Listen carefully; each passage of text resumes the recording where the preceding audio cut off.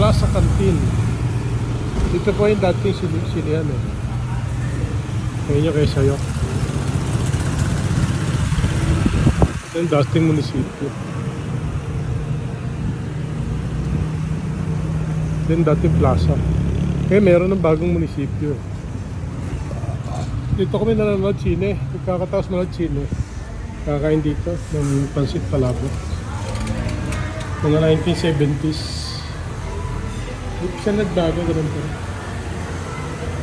103 years old. But,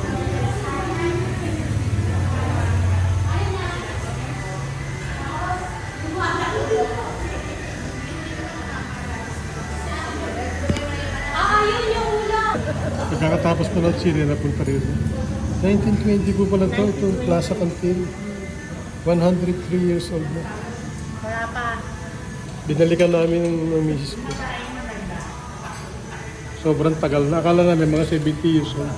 Only 100. 100. Okay lang din yung laklak sa palabok nila. Yun ang sikat dito na yun. Palabok. Tapos nagkaroon ng Chaloleng.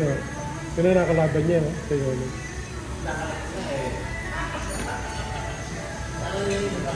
Yan, mga pilit na yan. Ano na yan, yan. Ay, ito mga picture na da. Pati yung mga pan na yan. Hindi niya na pinalitan. Nakita ko kaya ito nung araw. 103 years old.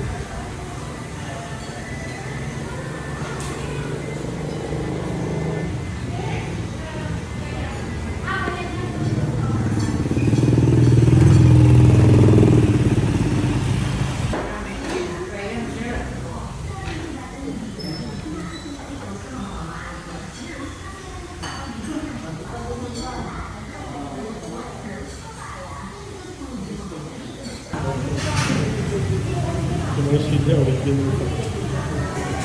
Ito parang nakita ko ito mga 50 years ago.